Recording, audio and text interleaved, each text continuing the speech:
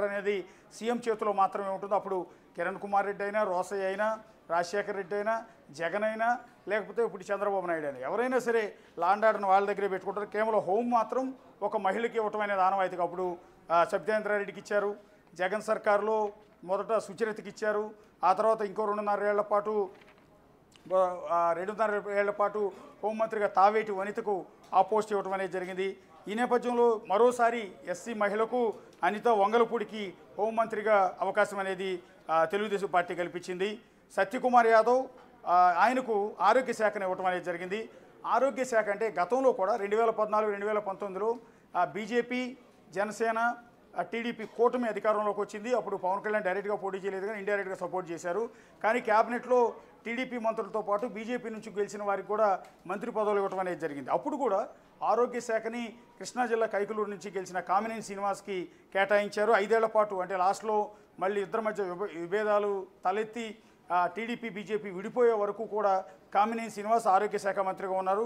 So ఆనవాయితీగా బీజేపీకి ఆరోగ్య శాఖ ఇవ్వటం అనేది మొదటి నుంచి కూడా ఆనవాయితీగా వస్తుంది. అందులో భాగంగా ఈసారి సత్యకుమార్ యాదవ్ ఆయనకు అంటే బీజేపీ నుంచి గెలిచిన ఎమ్మెల్యే సత్యకుమార్కు ఆరోగ్య శాఖను కేటాయించడం జరిగింది. గతంలో కామినేని శ్రీనివాస్కి ఇచ్చిన శాఖ ఈసారి ప్రస్తుతం సత్యకుమార్ యాదవ్కు ఇవ్వటం అనేది జరిగింది. సో గతంలో జగన్ సర్కారులో ఆళ్ల నాని ఆరోగ్య శాఖ మంత్రిగా బాధ్యతలు 2.5 ఏళ్ల పాటు నిర్వహించారు.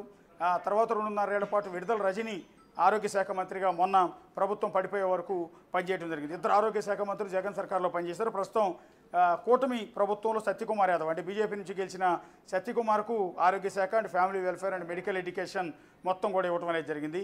అండ్ నిమ్మల రామానాయుడు పశ్చిమ గోదావరి జిల్లా పాలకొల్లు నుంచి 3వసారి ఎమ్మెల్యేగా గెలిచిన ఆయనకు మంత్రి పదవి దొరికింది. ఆయనకి వాటర్ రీసోర్సెస్ డెవలప్మెంట్ని ఆయన కేటాయించడం అనేది జరిగింది. ఇది కూడా అత్యంత కీలకమైన శాఖ అని చెప్పాల్సి ఉంటుంది. ఇక నాస్యం మొహమ్మద్ ఫరూక్ ఎండి ఫరూక్కు ఆయన నంద్యాల నుంచి గెలిచిన సీనియర్ తెలుగుదేశం పార్టీ నేత. ఆయనకు లా, జస్టిస్, మైనారిటీ వెల్ఫేర్ న్యాయశాఖను ఆయనకి ఇవ్వడం అనేది జరిగింది. గతంలో 2014, 2019 మధ్య న్యాయశాఖను టీడీపీలు మచిలీపట్నం నుంచి గెలిచిన కొల్లు రవీంద్రకు అప్పటి తెలుగుదేశం ప్రభుత్వం కేటాయించింది. ఇప్పుడు ఆ న్యాయశాఖను నాస్యం మహమ్మద్ ఫరూక్ ఎండి ఫరూక్కి ఈసారి కేటాయించడం అనేది జరిగింది. మైనార్టీ వెల్ఫేర్ కూడా ఆయన కింద ఉండబోతోంది. అట్లాగే ఆనం రామనారాయణ రెడ్డి చాలా సీనియర్ నేత, కాంగ్రెస్ పార్టీలో అనేక సార్లు ఆర్థిక రెవెన్యూ శాఖ మంత్రిగా పనిచేసిన అనుభవం ఉంది. ఆయనకి ఈసారి ఎండోమెంట్ శాఖను కూటమి ప్రభుత్వం కేటాయించడం అనేది జరిగింది. వైఎస్ఆర్ కాంగ్రెస్ పార్టీలో లాస్ట్ కొనసాగి చివరిలో తెలుగుదేశం పార్టీలోకి చేరారు. గతంలో ఆర్థిక శాఖ మంత్రిగా అనేక సార్లు బాధ్యతలు నిర్వహించారు.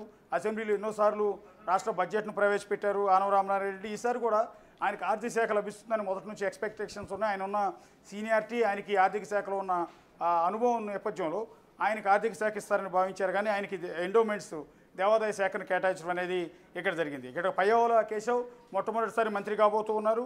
సో మంత్రి అయ్యారు. సో ఉరవకొండ అనంతపురం జిల్లా ఉరవకొండ నుంచి గెలిచిన పయ్యావుల కేశవ్ ఆర్థిక శాఖను కేటాయించడం జరిగింది. ఇక్కడ గతంలో ఆర్థిక శాఖ మంత్రిగా అనేక సార్లు పనిచేసిన ఆనం రామనారాయణ రెడ్డి ఇస్తారనుకుని భావించిన ఫైనాన్స్ ఆర్థిక శాఖని పయ్యావుల కేశవ్ అంటే మొట్టమొదటిసారి మంత్రి అయిన పయ్యావుల కేశవ్కి ఇవ్వడం అనేది జరిగింది. Finance and planning, commercial taxes and legislator మొత్తం అన్నీ కూడా ఆయనకి అసెంబ్లీ నిర్వహణ కావచ్చు, కమర్షియల్ ట్యాక్సెస్ కావచ్చు, ప్లానింగ్ కావచ్చు, ఫైనాన్స్ కావచ్చు, అన్ని శాఖ అత్యంత కీలకమైన శాఖలన్నింటినీ పయ్యావుల కేశవ్కి ఇవ్వటం అనేది జరిగింది. గతంలో ఆర్థిక శాఖ మంత్రి అంటే జగన్ సర్కారులో ఆర్థిక శాఖ మంత్రిగా బుగ్గన రాజేంద్రనాథ్ రెడ్డి ఆయన అసెంబ్లీలో బడ్జెట్ ప్రవేశపెట్టేవారు. ఆర్థిక శాఖ మంత్రిగా 5 ఏళ్ల పాటు ఆయనే కొనసాగారు. అయితే ఇప్పుడు ఈసారి ఆర్థిక శాఖ మంత్రిగా పయ్యావుల కేశవ్కి ఇచ్చారు. 2014, 19 అప్పుడు